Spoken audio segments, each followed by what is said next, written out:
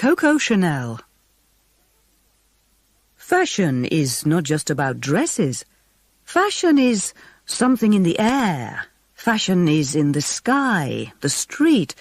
Fashion is about ideas, the way we live, what is happening. Coco Chanel. At the start of the 20th century, the idea of women in business seemed crazy. In those days, men held all the positions of power and made all the decisions about money.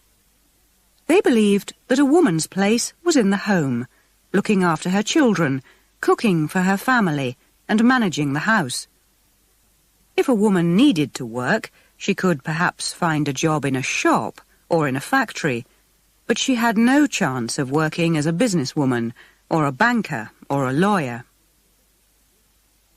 Women's fashions in the US and Europe at that time supported this idea of their position in society. Fashionable women wore long dresses that almost touched the ground. This made it difficult for them to drive a car, ride a horse, or even walk quickly. As a result, they needed men to arrange their travel for them. A fashionable woman was also expected to keep her skin as white as possible, to show that she didn't work outside in the sun. This meant that women spent a lot of time indoors. When they went out, they often wore large hats that were decorated with flowers, leaves, and fruit. These protected their faces from the sun and made it even more difficult for them to move around.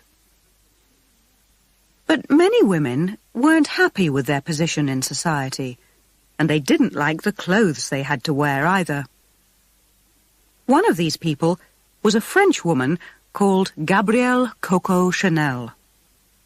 When she went into business in 1910, she planned to change the clothes that women wore. But over the next 60 years, she did much more than that, as she became the richest and most successful businesswoman of the century.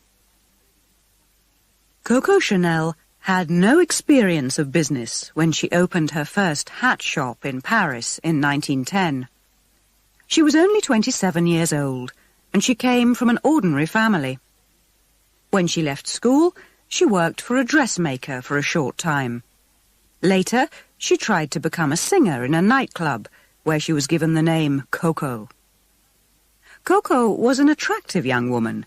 She always dressed well, and she was good at making friends. Although she didn't have any money, she mixed with fashionable, successful people, and her boyfriends were often rich young army officers.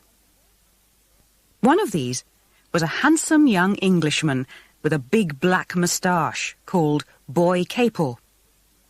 When Coco asked him to lend her some money so she could open a shop, he was surprised. He had never heard of a woman in business before, but he liked the idea. "A woman in business?"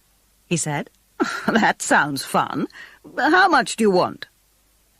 Coco asked for enough money to open a shop in one of the best streets in Paris.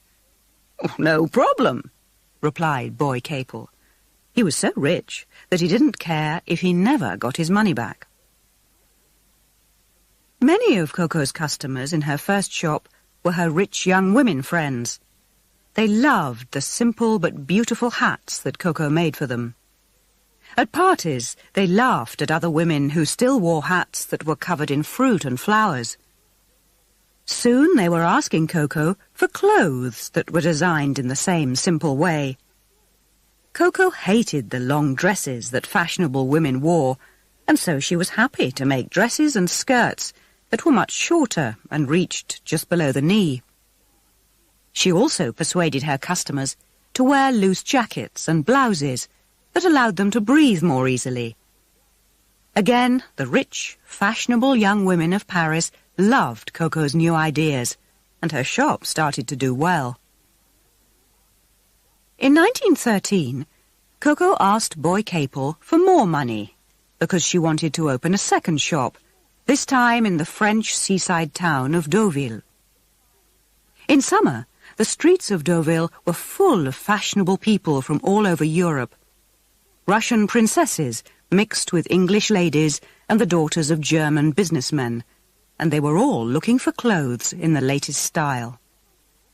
After her success in Paris, Coco was sure she could offer all of them something special. She was right. The young women in Deauville loved her simple hats, loose jackets, and skirts and dresses that reached just below the knee. Coco made plenty of money in her first year in Deauville, and in her second summer she expected to do even better. But then, for everyone in Europe, everything went wrong. In June 1914, in Sarajevo, Bosnia, a young student called Gavrilo Princip shot and killed Archduke Franz Ferdinand, an important person in the Austrian royal family. 2 months later, almost all the nations of Europe were fighting one of the worst wars in history. In August of that year, the German army marched through Belgium and into the north of France. The French army was not prepared for this, and soldiers rushed to defend their country. The British army quickly came to help, but the situation looked very dangerous. Many rich French families rushed from the north of France to the expensive hotels of Deauville to get away from the fighting. Some people were frightened, but most were in a good mood. "Don't worry," they told each other. "The war will be finished by Christmas." But after a few weeks, it was clear that they were wrong. More and more men left Deauville to go and fight in the French army. Soon the expensive hotels were changed into hospitals, full of soldiers who had been hurt in the fighting. The rich French women of Deauville saw that it was their duty to help the French army, and many of them took jobs as nurses in the hospitals or did other kinds of war work.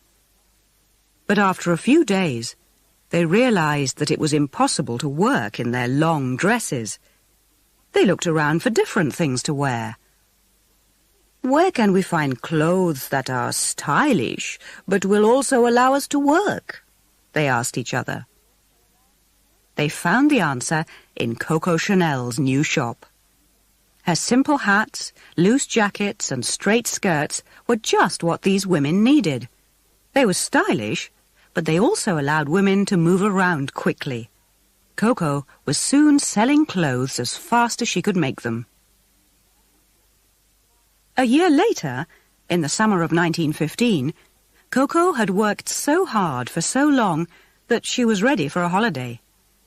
So Boy Capel took a break from his job with the British Army, and together they went to Biarritz in the south of France. The mood in this seaside town was very different to the mood in Deauville. In Deauville, everyone spent all their time worrying about the war. In Biarritz, people just wanted to have a good time and to forget about it. The town was full of young army officers who were spending a few days away from the fighting with their wives and girlfriends. There was dancing in the big hotels every night. The shops and restaurants were always busy. But the war meant that it was hard for women in Biarritz to find the sort of fashionable clothes that they wanted. Coco immediately saw a business opportunity. She realized that women in Biarritz wanted a different style of clothes from women in Deauville. These women wanted to go out and have fun. They wanted to look good, and they didn't really care how much they paid for their clothes. "Don't you see?" she said to Boy. "This could be a new direction for the business. In Biarritz, I can sell clothes that are modern and simple, but that also allow women to feel beautiful and to enjoy themselves." Boy Capel put his fingers to his big black moustache and thought for a moment.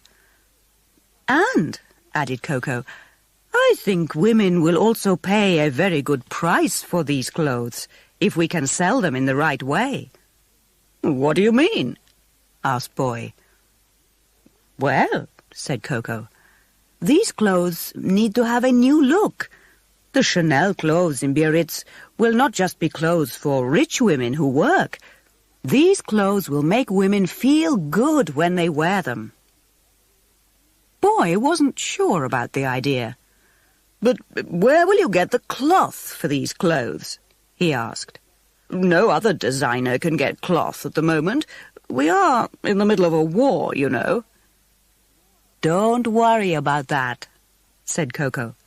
I'll find the cloth. I just need the money. Money? Said Boy Capel. Oh, no problem. I've got plenty of money. Boy Capel sounded confident, but as he lent more money to Koko, he never really expected to see it again. But Koko's idea was quite right. She found that she could still buy cloth across the border in Spain, which wasn't fighting in the war. Then she rented an expensive house in the middle of the town and hired 60 women to make her new dresses. She sold the dresses for very high prices, but women were happy to pay for them. They were so popular that people even came from Madrid to buy them. For the next 3 years, Koko travelled between her 3 businesses in Paris, Deauville and Biarritz, while the First World War continued in the north and east of France. By 1916, over 300 people were working for her.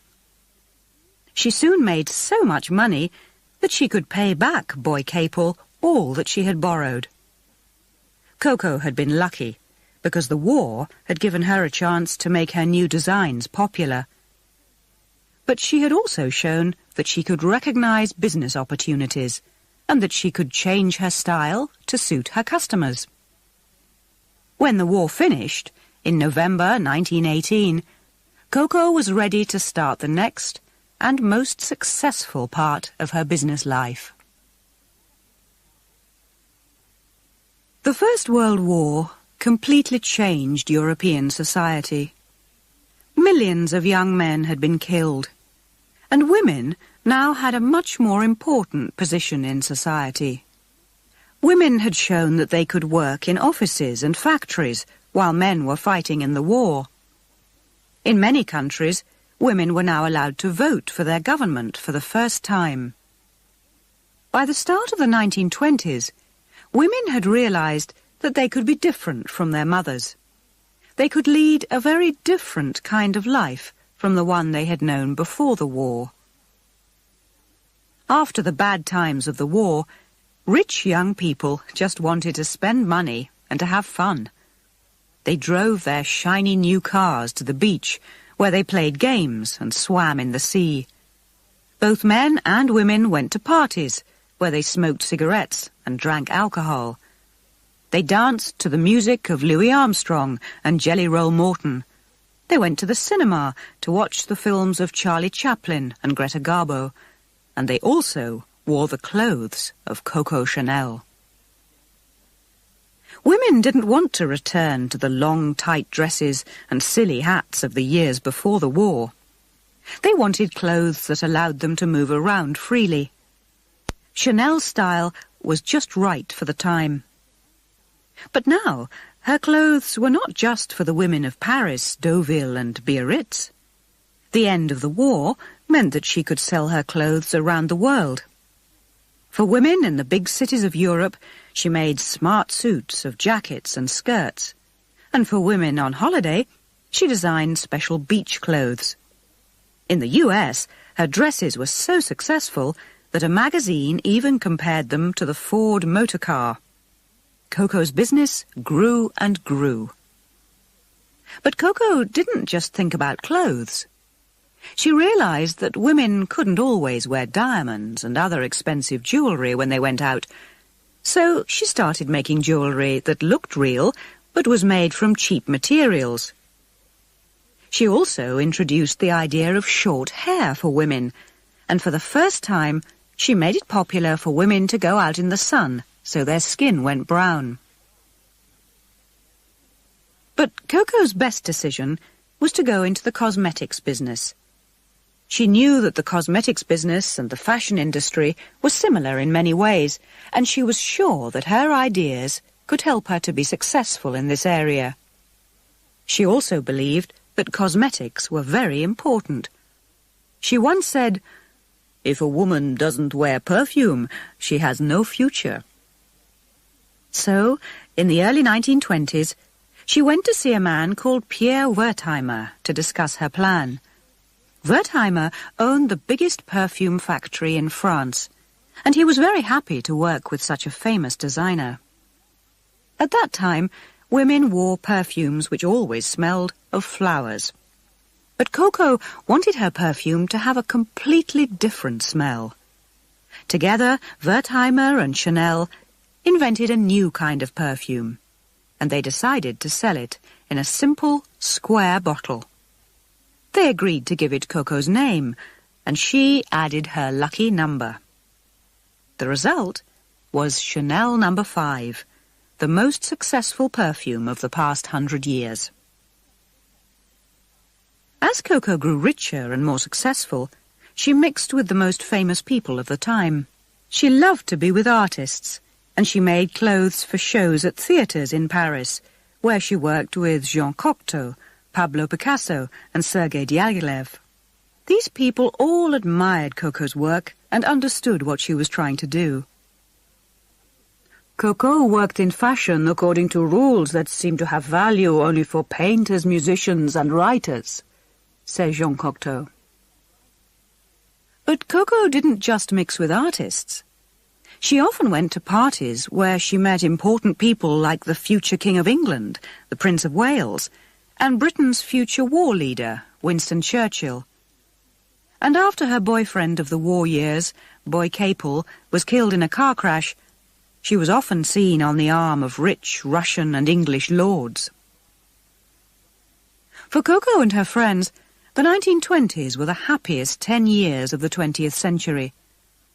But the good times suddenly ended in October 1929, when the stock exchange in Wall Street, New York, crashed. Share prices fell and fell and fell. The world economy was badly damaged. Thousands of businesses closed, and millions of people lost their jobs. For most people, the Wall Street crash was a disaster, but not for Coco Chanel. While ordinary people suffered, the richest people in the world still had money, and they still wanted expensive, fashionable clothes. Instead of making cheaper, simpler clothes, she started to design even more expensive clothes and to use real diamonds in her jewellery. Coco had remembered the lesson of Biarritz. In times of trouble, the secret of success is to help people to forget their problems. In these bad times for the world economy, other successful people remembered the same secret. One of these people was the great Hollywood film producer Sam Goldwyn. As ordinary people in America got poorer and poorer, he realized that they wanted to see films about a different kind of world. They wanted films that showed the wonderful lives of rich, beautiful people. They wanted to go to the cinema and get away from their problems. Goldwyn decided that people in his films should wear the best and the most expensive clothes in the world. And so he went to the top fashion designer in the world, Coco Chanel. Coco understood his idea immediately, and she was interested. "How much will you pay me?" she asked. $1 million, said Goldwyn. With an offer of so much money, how could Coco refuse? She went to Hollywood, she met the film stars, and then she started work on their clothes. Everyone waited to see the results. The first film was called Tomorrow or Never, and its star was Gloria Swanson. In the film, her clothes were beautiful, but they were quite simple. When the film was shown in the US, people were surprised. They had expected something more for $1 million.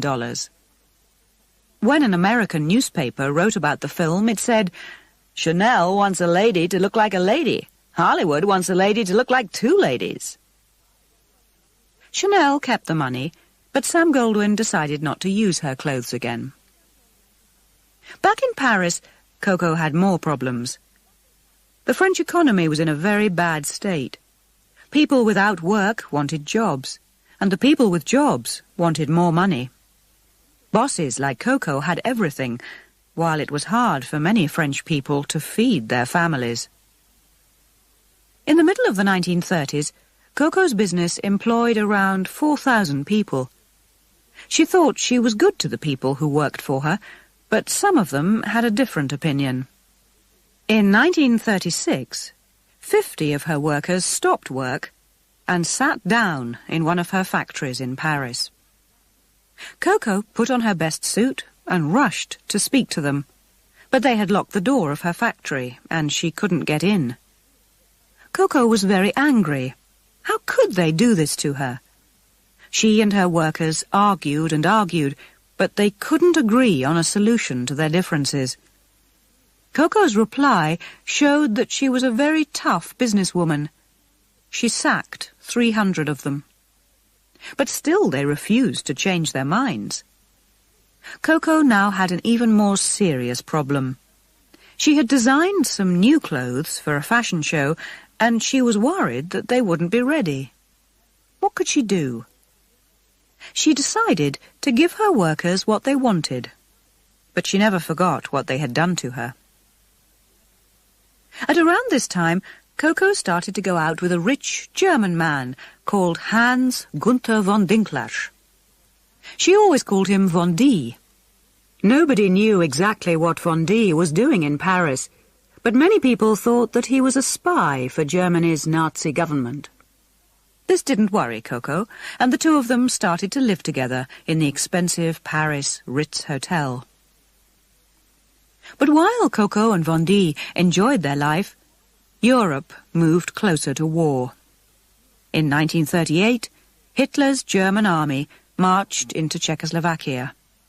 The next year, the Germans marched into Poland, and the Second World War began. Although Cocoa's business had done well in the First World War, she decided that she didn't want to work through another war. Perhaps she was still angry with her workers after the problems of 1936. Or perhaps she had just had enough of business. But for whatever reason, in 1939, Cocoa closed her fashion business and all her workers lost their jobs. Many people were angry with her and asked her to change her mind, but she simply told them, "This is no time for fashion." Through the winter of 1939 and into 1940, the French people waited and worried. In 1940, the German army arrived and took control of Paris.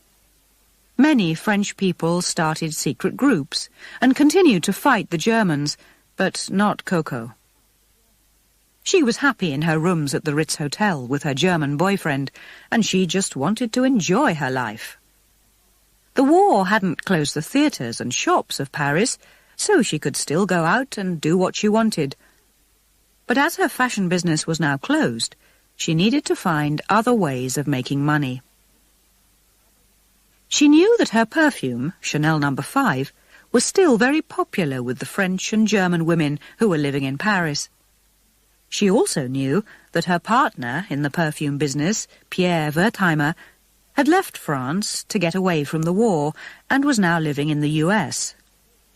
Cocoa thought she saw an opportunity to take control of the whole perfume business. But although Wertheimer was on the other side of the Atlantic, he was not going to allow this to happen.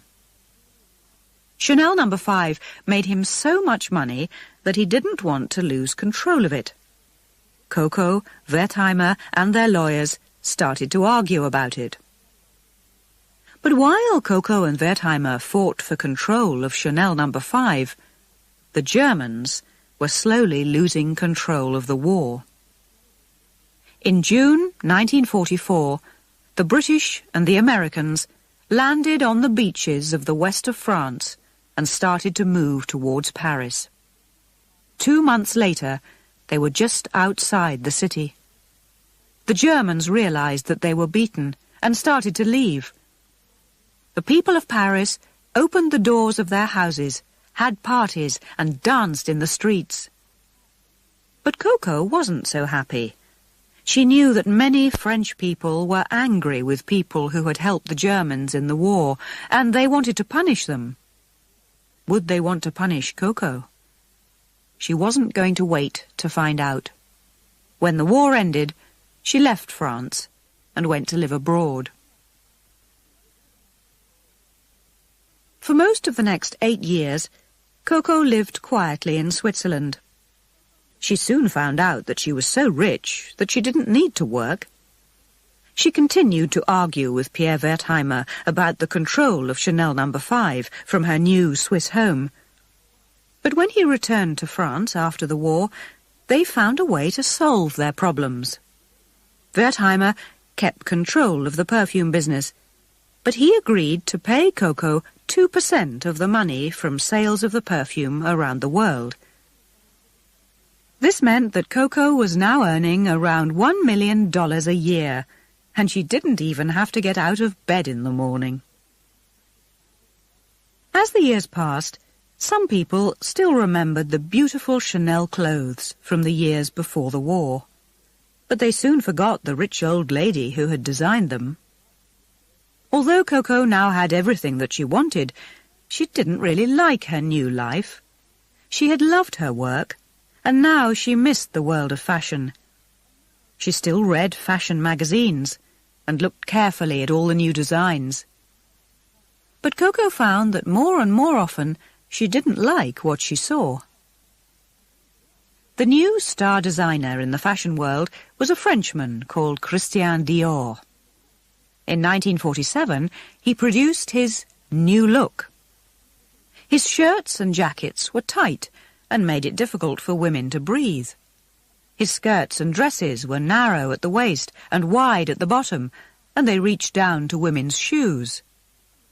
Women loved Dior's clothes. They were very different to the boring clothes and uniforms that they had had to wear during the war years. They were also very different to the Chanel look of the years before the war. Every year, Christian Dior's new look made Coco more and more angry. In 1953, she decided that she couldn't sit and watch and do nothing. She had to return to the fashion business. She returned to Paris and started to design new clothes for a fashion show the next year. Many people thought she was crazy. "What does a 70-year-old woman know about modern fashion?" they asked. "Doesn't she know that times have changed?" But Coco didn't listen, and on the 5th of February 1954, she introduced her new designs at a fashion show in Paris. The show was a disaster. The newspapers said that they were clothes for old ladies and country people. Coco was upset and angry that her designs had been criticized so strongly. "These people just don't understand," she said. "It's true that I'm old, but I'm still one of the greatest designers in the world. I changed women's fashion once, and I know I can change it again. I'll show them." So Coco didn't return to Switzerland, and she didn't stop working. The next year, she produced some different designs for another fashion show, and this time many people liked them. The year after that, there was another new show, and more people started to admire her clothes. By the end of the 1950s, she was again one of the most important fashion designers in the world. During the 1960s, rich and beautiful women from all over the world visited Coco's offices to ask for advice and to buy new suits and skirts and dresses. Coco was rich and successful, but nobody really knew if she was happy. For the final 17 years of her life, she lived alone in the Ritz Hotel in Paris. Every morning she walked across the road to work in the offices above one of her shops. She was often still cutting cloth and making dresses late at night. Why did she work so hard? She once said, "Work has always been a kind of drug for me." If work was her drug, It was a drug that helped her to live for a long time. She was still designing new clothes for the world's top women when she died in 1971. She was 87 years old. Today, Chanel is still one of the most important names in fashion and cosmetics. But the modern House of Chanel is very different to Coco's old company. A new boss, the German designer Karl Lagerfeld, joined the company in 1983 and introduced several new ideas. He saw that the company could use Chanel's famous name to sell many different products all over the world. Soon the company had shops in over 40 countries. The Chanel name was on hats, belts, jewellery, clothes and handbags, as well as on many different kinds of cosmetics. Chanel's products were bought by many more women than ever before. But if Coco was still alive today, she would probably be pleased with many things about the modern company. She could walk into the best shop in any big city in the world and buy her Chanel No. 5 perfume, and it would still be in the same square bottle. She could walk into a Chanel shop and still find smart suits and beautiful dresses in the simple Chanel tradition. In her work as a designer, Coco Chanel loved simple styles because she believed that a woman was always more important than the dress that she wore. "Dress badly," she once said, "and people will notice the dress. Dress well, and people will notice the woman." In her life, people noticed Coco Chanel, not just because of wonderful clothes, but also because she was the first and most successful international businesswoman of the 20th century.